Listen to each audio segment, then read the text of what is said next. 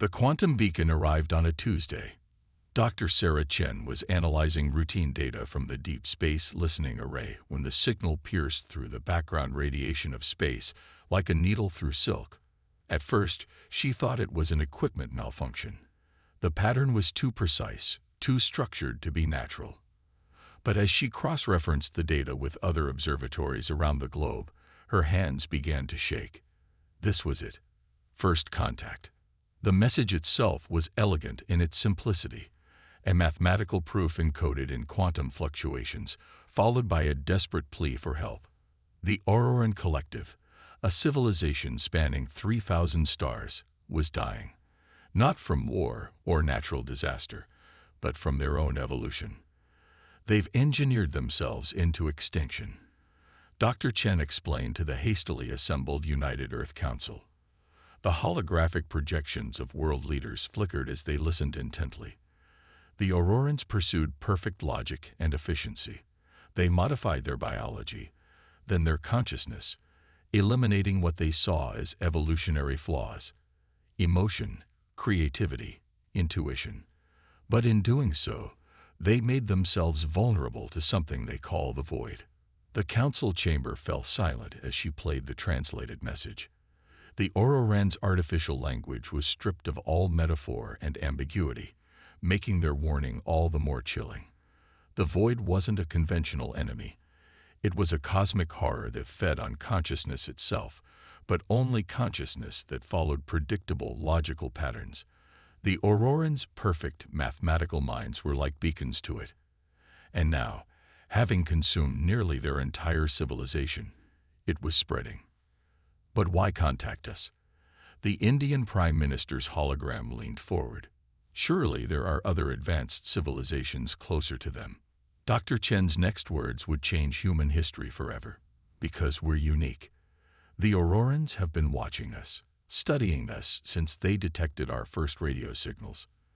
They've seen our art, our music, our irrational fears and hopes and dreams.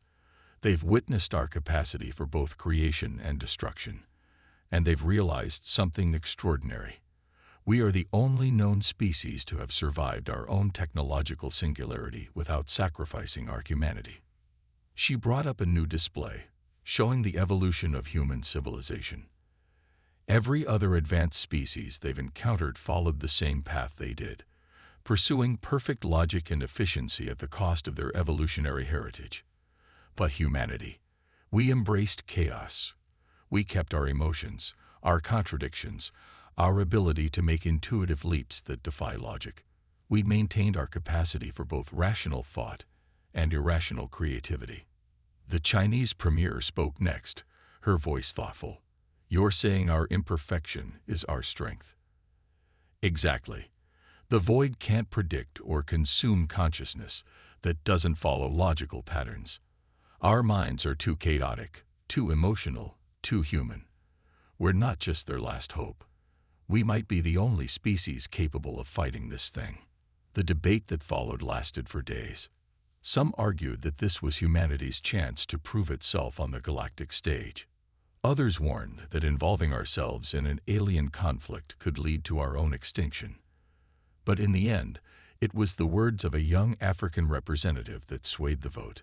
Throughout our history, we humans have feared that when we finally made contact with alien life, we would be the primitives, the violent, emotional children among advanced, logical beings. But perhaps we had it backward. Perhaps our greatest gift to the galaxy will be reminding them of what they lost in their pursuit of perfection. The vote was unanimous. Humanity would answer the call. As Dr. Chen transmitted humanity's response, a simple, "We hear you," encoded in the same quantum frequency, she couldn't help but smile at the irony. For centuries, we had looked to the stars hoping to find beings more advanced than ourselves, only to discover that our greatest strength was that we had remained, stubbornly and gloriously, human. The real work would begin tomorrow. Project Prism, humanity's first interstellar defense initiative, would combine human intuition with Auroran technology. But tonight, Sarah Chen stood at her window, looking up at the stars, and felt something that no purely logical being could ever understand. Hope tinged with fear, determination mixed with doubt, and the uniquely human desire to reach out into the unknown, not despite our imperfections, but because of them. The Auroran envoy arrived 3 months after their initial contact, their ship a crystalline structure that seemed to defy physics itself. Dr. Sarah Chen stood alongside military leaders and government officials at the new Kazakhstan Space Center, watching as the vessel descended like a shard of frozen starlight.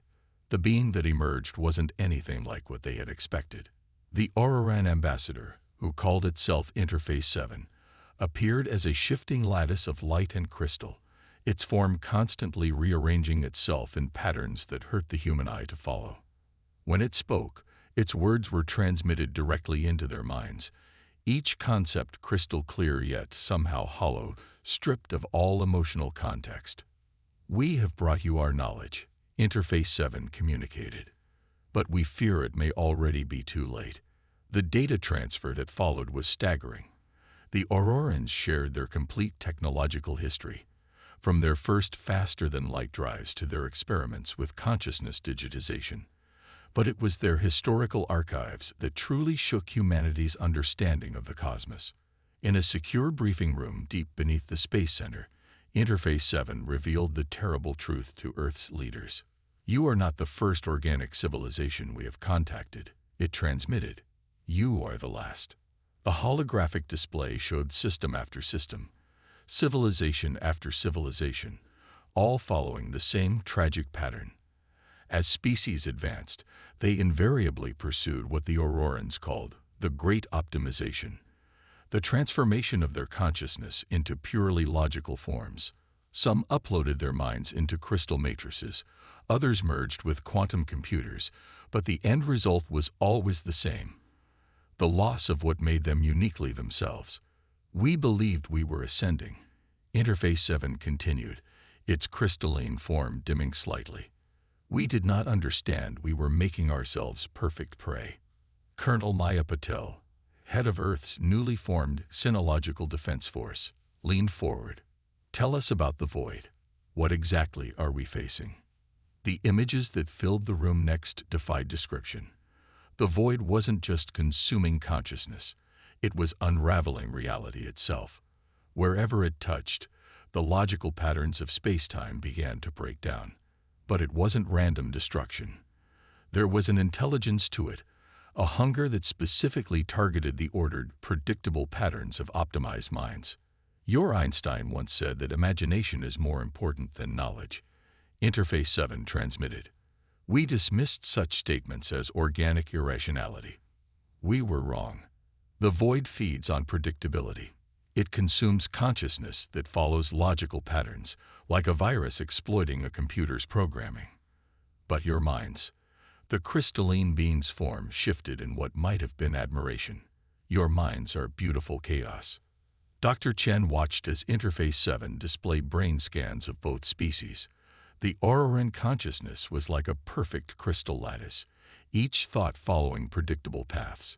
Human consciousness, by contrast, was a storm of activity, thoughts, and emotions creating patterns that changed from moment to moment. "You still dream," Interface 7 continued. "You create art that serves no logical purpose. You fall in love despite statistical improbability. You hope when hope defies reason. These are not weaknesses as we once believed. They are armor against the void." But the next revelation was even more startling. The Aurorans hadn't just come to share information. They came to learn.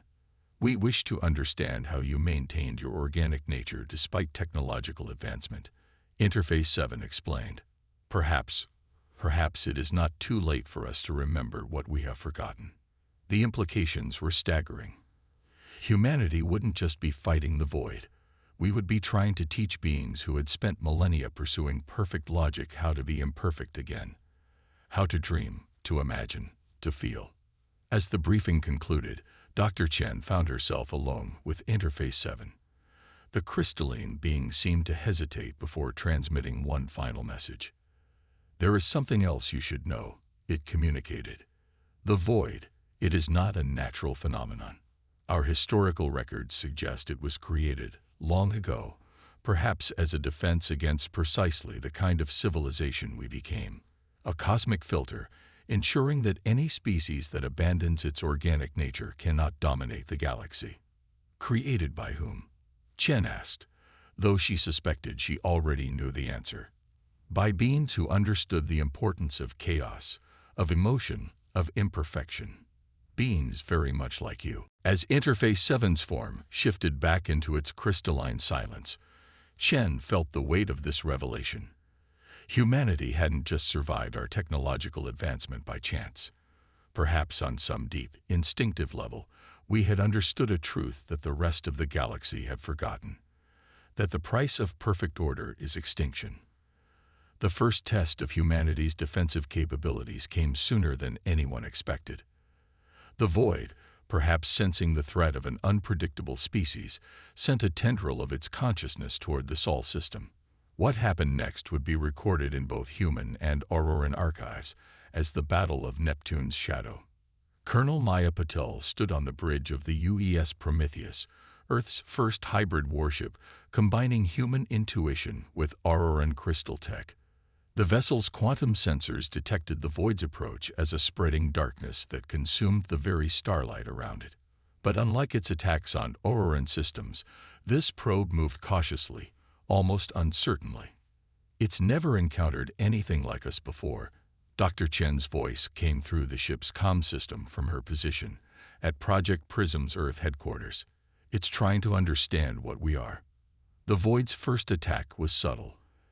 A quantum-level assault designed to impose logical patterns on human consciousness. The same attack had instantly paralyzed Auroran defense fleets, but humanity's response was anything but logical. Instead of fighting back directly, Colonel Patel ordered something unprecedented. "Begin Operation Chaos," she commanded. The ship's hybrid crystal matrix lit up as it began broadcasting what the Aurorans had considered humanity's greatest weakness: our art. Thousands of years of human creativity flooded the space between the Prometheus and the Void. Music from every culture and era, paintings rendered in quantum resolution, poetry translated into pure electromagnetic energy, stories of hope and fear, love and loss, triumph and tragedy. The full spectrum of human emotion and imagination unleashed like a weapon. The effect was immediate and stunning. The Void's probe recoiled, its perfect darkness disrupted by ripples of confusion. It had evolved to consume consciousness that followed predictable patterns. But this was chaos given form, emotion made energy. But humanity wasn't done. From hidden positions around Neptune's orbit, a fleet of smaller vessels emerged, each broadcasting different aspects of human consciousness. One transmitted the dreams of sleeping children, another the complex emotional patterns of a symphony orchestra during a performance, a third the brainwaves of artists in the middle of creation. Interface 7, observing from the Prometheus, transmitted something that might have been awe. "You are not just defending," it realized. "You are attacking with pure humanity." The Void probe tried to adapt, to find patterns it could exploit, but human consciousness proved too fluid, too contradictory. When it attempted to predict human responses based on past behavior, it encountered what Project Prism had labeled the human uncertainty principle, the maddening ability of humans to act against their own self-interest, to choose hope over logic, to create where destruction would be more efficient. "Push it back," Paddle ordered, and the fleet began to advance. Each ship was now broadcasting a different aspect of human consciousness, creating a tapestry of chaos that the Void couldn't penetrate. But it wasn't just driving the enemy away. Something even more remarkable was happening. Where the human broadcasts touched the Void, they left behind traces of color and light. The perfect darkness was being transformed, infected with the very unpredictability it had evolved to destroy.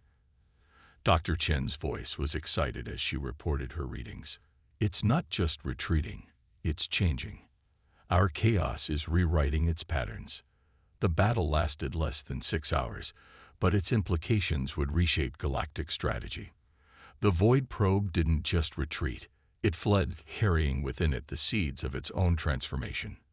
Humanity had proven that the best defense against perfect order wasn't better order, it was beautiful chaos. In the battle's aftermath, as the fleet regrouped around Neptune's orbit, Interface 7 transmitted a message to Earth that would be remembered for generations. We sought to perfect ourselves by removing what we saw as flaws. But you have weaponized your flaws. You have turned your dreams into shields, your emotions into swords, your very humanity into armor. Perhaps we were wrong about evolution. Perhaps the true path forward is not to transcend our original nature, but to embrace it fully, chaos and all. Colonel Patel, watching Neptune's storms swirl beneath her ship, smiled. "We're not done yet," she said. "The void will adapt. It will try to find patterns in our chaos, logic in our madness. So we'll have to become even more human." Project Prism's next phase was already beginning. If humanity could weaponize its consciousness to drive back the void, perhaps it could do something even more remarkable. Teach the galaxy how to dream again. But as the fleet set course for Earth, Dr. Chen made a discovery that would change everything. Hidden in the quantum fluctuations left behind by the void's retreat was a pattern, not one of logic or order, but of recognition. The void hadn't just been repelled by human consciousness. It had remembered something from its own ancient past, something that felt disturbingly familiar. The question was no longer just about defending the galaxy. It was about uncovering the truth about the void's origins and humanity's unknowing role in its creation. The real war was just beginning, and it would be fought not just with weapons and technology, but with stories and songs, dreams and nightmares, all the beautiful chaos that made us human. In the 6 months following the Battle of Neptune's shadow, humanity transformed its solar system into something that had never existed before, a defense system powered by human consciousness itself. Project Prism's true scope was finally revealed, and it was more ambitious than even the Aurorans had imagined possible. Dr. Sarah Chen stood in the new quantum observatory on Mars, watching as the latest constellation of Prism satellites took position around the Sun. Each satellite contained a crystal matrix infused with the digitized emotional patterns of volunteer human dreamers. Artists, musicians, children, lovers, grieving parents, celebrating athletes. Every possible facet of human experience turned into a shield against the void. "The arrays are at 90% coverage," Colonel Patel's hologram reported. She had been promoted to general after Neptune's shadow, now commanding humanity's growing defense fleet. "But we're seeing something unexpected in the quantum fields." The massive holographic display showed their solar system transformed. The prism arrays formed intricate patterns around each planet, linked by quantum threads that pulsed with human consciousness. But between these patterns, in spaces that should have been empty, complex new formations were emerging spontaneously. Its resonance, Interface 7 transmitted, its crystalline form shifting in what had become recognizable as excitement. The Auroran envoy had been learning to express emotions, part of their species' tentative steps back toward their organic nature. Your consciousness is creating harmonic patterns in space-time itself. The discovery was revolutionary. The digitized human experiences weren't just broadcasting outward, they were interacting with each other, creating what Dr. Chen called quantum emotional feedback loops. The result was a defensive network that wasn't just powerful, but alive in a way that defied conventional physics. "Show me the Jupiter array," Chen requested. The display zoomed in on the gas giant, where the largest concentration of Prism satellites had been deployed. The pattern there was the most complex, a swirling dance of quantum energies that looked remarkably like the planet's great red spot. "We're not just creating a defense system," she realized. "We're teaching the solar system itself how to dream." But the project wasn't without its critics. Some feared that saturating space with human consciousness might attract the void rather than repel it. Others worried about the psychological effects on the dreamers whose experiences were being digitized and broadcast across the cosmos. Those fears seemed justified when the first accidents occurred. A satellite array near Venus began broadcasting amplified grief patterns that caused widespread depression among lunar colonists. Another near Mercury started generating what could only be described as space-time nightmares, distorting local reality in ways that made RN scientists question their decision to abandon pure logic. Yet even these failures proved valuable. The void feeds on perfection. General Patul reminded her critics during a tense Security Council meeting. Our mistakes, our nightmares, our failures, they're part of the defense. The enemy can't predict what we ourselves can't control. The turning point came during what became known as the Mars Revelation. Dr. Chen had been working with a group of grieving parents who had volunteered their emotional patterns for the defense grid. Instead of trying to capture their sorrow in isolation, she asked them to share their happiest memories of their lost children. The resulting quantum pattern was unlike anything they had recorded before, a complex harmony of joy and sorrow, love and loss, hope and despair. When integrated into the Mars array, it created ripples that strengthened the entire network. This is what the void can never understand, Chen explained to Interface 7 as they watched the pattern spread. Our strength isn't in any single emotion or experience, but in how they all exist together, how they transform each other. Our grief makes our joy deeper. Our fears make our courage greater. Our losses make our love stronger. Interface 7's response was unprecedented. The crystalline being began to vibrate in a way that generated music, its first truly creative act in millennia. We are beginning to remember, it transmitted, not just what we lost, but why it mattered. As Project Prism neared completion, humanity had created something unique in the galaxy's history, a defense system that was also a work of art, a weapon that was also a song. The solar system had become a symphony of human consciousness, each planet a different movement, each satellite array a different instrument. But in the quantum background noise, Dr. Chen detected something troubling. Echoes of patterns that seemed to predate the project. The space around Earth had already been saturated with human consciousness long before Project Prism began. Our dreams, our fears, our loves and hates had been broadcasting into space since we first evolved. And somewhere in the vast darkness between the stars, something ancient was beginning to recognize those patterns. The void wasn't just coming to destroy them, it was coming home. As General Patul ordered the fleet into final defense positions, as the last prism arrays came online, as humanity prepared for what might be its greatest test, Dr. Chen made one final entry in her project log. We thought we were building a weapon, but we may have actually created a mirror. Whatever the void once was, whatever ancient humanity might have made it to be, it's about to face what we've become. And we are no longer just the chaotic children of Earth. We are the dreamers who taught the stars to sing. The signal came 3 days later. The void wasn't sending another probe. It was coming in force, and it was bringing with it questions that humanity might not be ready to answer.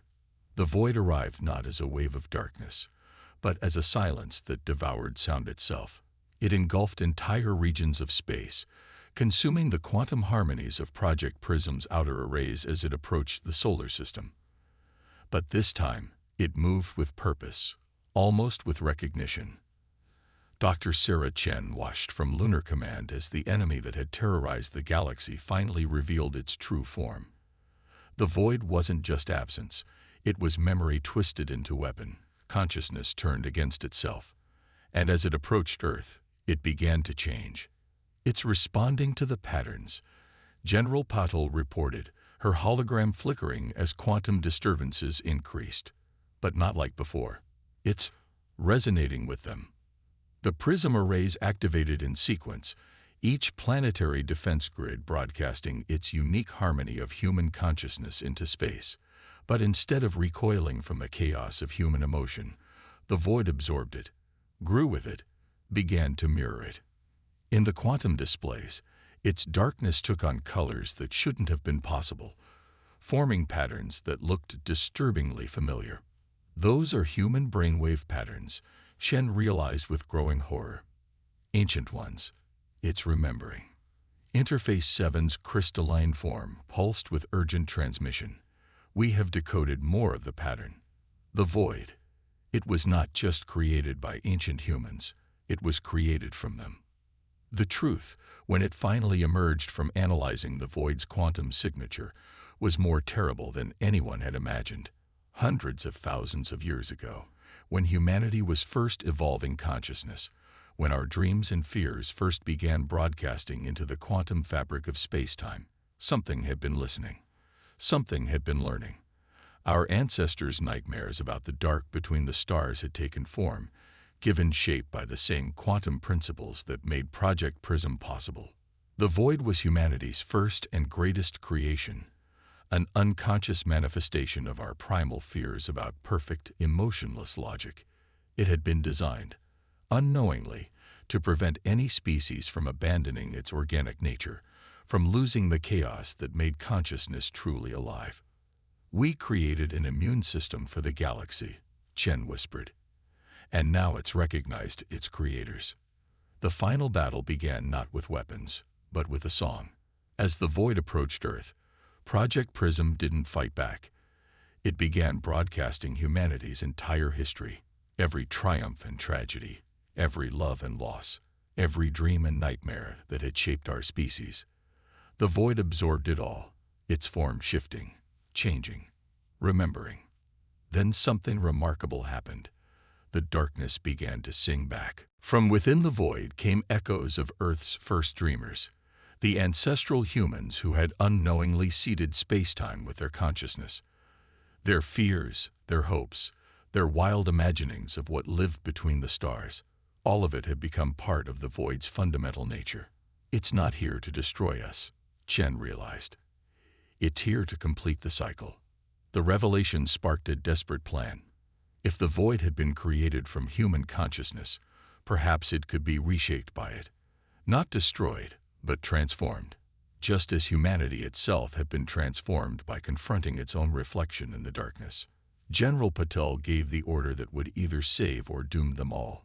All the rays, full broadcast. Give it everything. Not just our strength, but our weakness.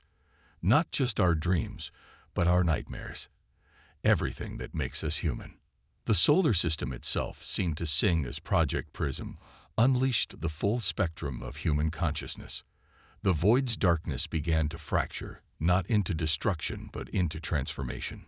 Colors that had no names in any human language bloomed in the space between planets.